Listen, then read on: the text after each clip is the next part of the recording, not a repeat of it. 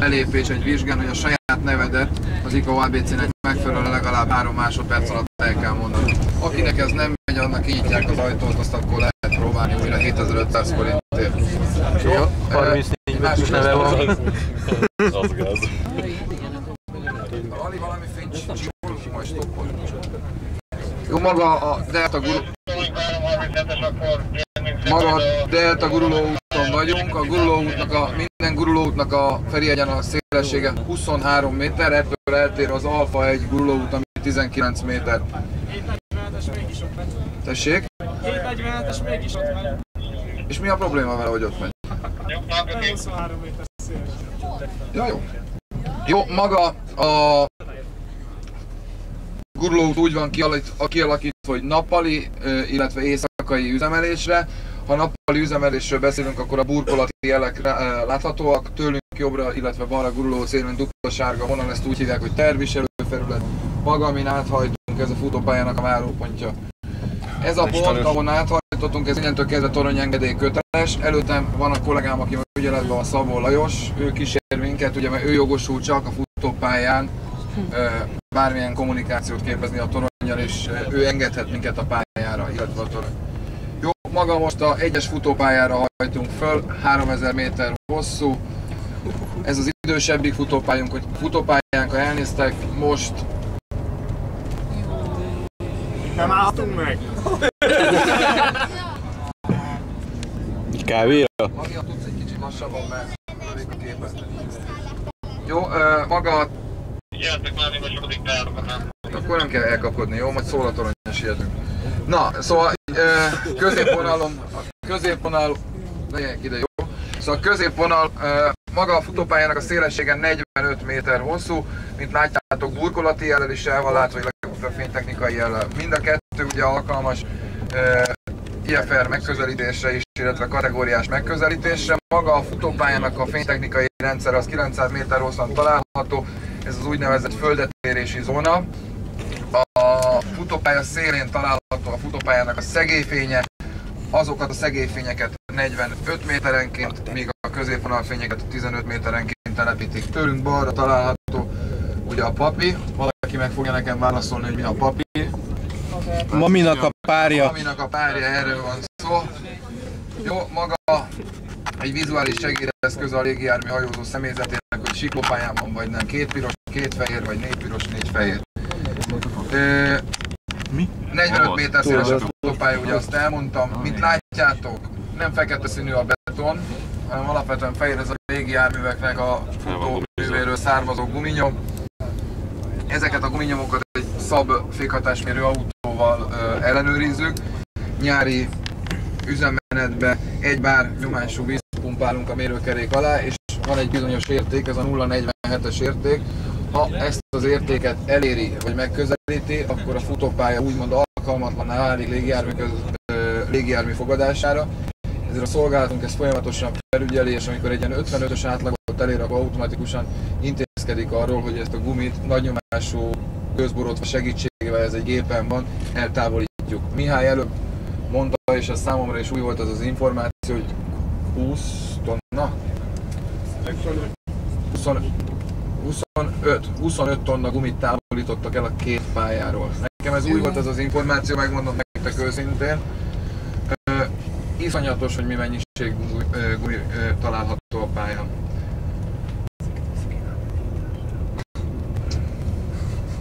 A futópályának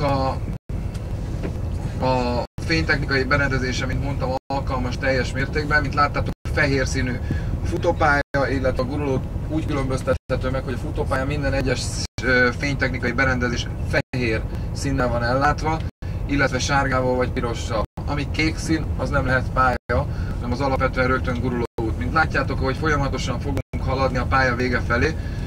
A pálya végének az utolsó 900 méterében átvált a szegélyfény narancssárgára, a középvonalfény pedig az első 600 méteren piros, fehér, piros, és az utolsó 300 méter piros. Ugye egy kicsit mókásan, ugye, hogy nem egy VIP csoportot viszek most, hanem úgy mondom a barátaimat, felfoghatom úgy, és ez az utolsó 300 méter, ez a hú az meg kategória, amikor már el kell emelni. Alkalmas ez a futópálya ugyanúgy a 747-es fogadására, ugye elég sokfajta légijármű típus megfordul, minap volt itt a C5-ös, 746-os, most már mondhatni, hogy minden nap. Hál' Istennek a Cargolux, aki az egyik legfontosabb partner, én mondhatom a Budapest Airportnak sűrítette járatait. Elég nagy igénybevételnek van mind a két futópályánk véve. Mivel elég nagy igénybevétellel van, ezért törések, repedezések, betonhibák, fénytechnika hibáik előfordulhatnak, ezért ezt úgy próbálja a Budapest Airport kiküszöbölni, hogy ütemezetten tartja a karban a forgalmi előtéren lévő gurulóútjait és futópályán lévő eszközeit, berendezéseit, ezért ütemezetten minden úgymond héten legalább 2-3 napba egy-egy időszakra lezárják, ez éjfél és 5 között a repülőtérnek az egyik futópályát. Ilyenkor boldog és boldogtalan, fénytechnika, mélyépítés, elektromos osztály, ILS csoport kimegy, és a maga kis dolgát, ami ezzel kapcsolatos, leellenőrzi vagy felügyeli. Maga ezt a folyamatot mindenkori repülésüzemvezető koordinálja össze. Ugye ez reggel 5 órakor ez a futópálya teljesen útrakész állapotban legyen, és ha 4 óra 59 óra China High-on itt van a finalen, akkor le tudjon szállni. Maga egy gyors leguruló út, ez a E4-es gyors leguruló út, ez a forgalmi területen a legújabb szüleménye, ugye a Budapest Airportnak közel 4 éve adták át. Maga az egyes pályán nem volt gyors leguruló út, és a futópálya kapacitás szempontjából igényelte már a forgalom, hogy a Bravo 2-ig nem bírták elhagyni általában az ilyen CSD kategóriás légijárművek a futópályát. Ergo már lefékezett annyira, hogy új energiát kellett gyűjteni ahhoz, hogy elguruljon az Alfa 2-ig, és így a légijárműt nem bírták úgy befűzni a következőt mögé, hogy 4-5 mérföldre, hanem kénytelenek voltak egy 8-9-10 mérföldes elkülönítést alkalmazni légijárművek között. Ez, hogy megépítettük ezt a gyors leguruló utat, ez nagyban befolyásolta a gyorsabb működését az egyes pályának. Itt, amit mondtam, elkezdődött az utolsó 900 méteren a piros-fehér-piros, és a narancssárga is átkezdett át, a szegélyfénybe is átkezdünk ugye narancssárgába.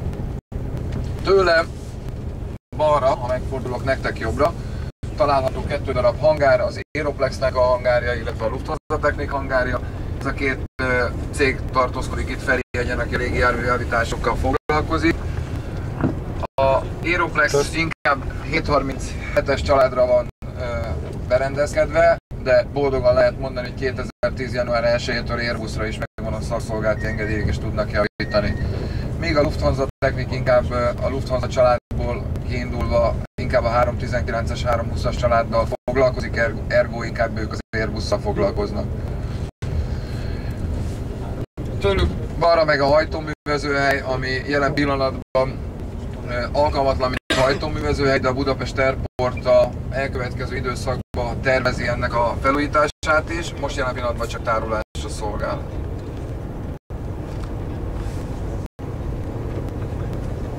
Esik az eső.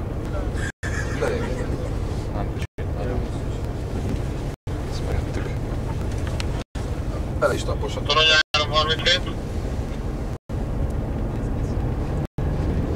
Ugyanaz lesz az útvonal, jó?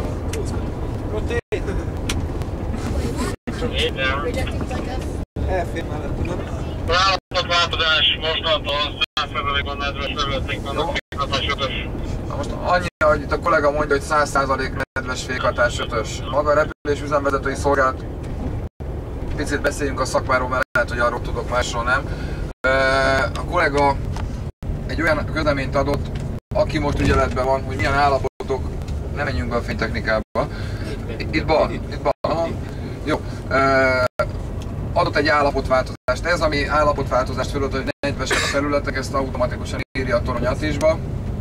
Illetve, hogyha térről beszélünk, akkor a SNOTAM, illetve ezeket a formanyomtatványokat, a METÁrt, azt automatikusan a mi szolgálatunk írja meg és biztosítja a Hungarocontrol részére.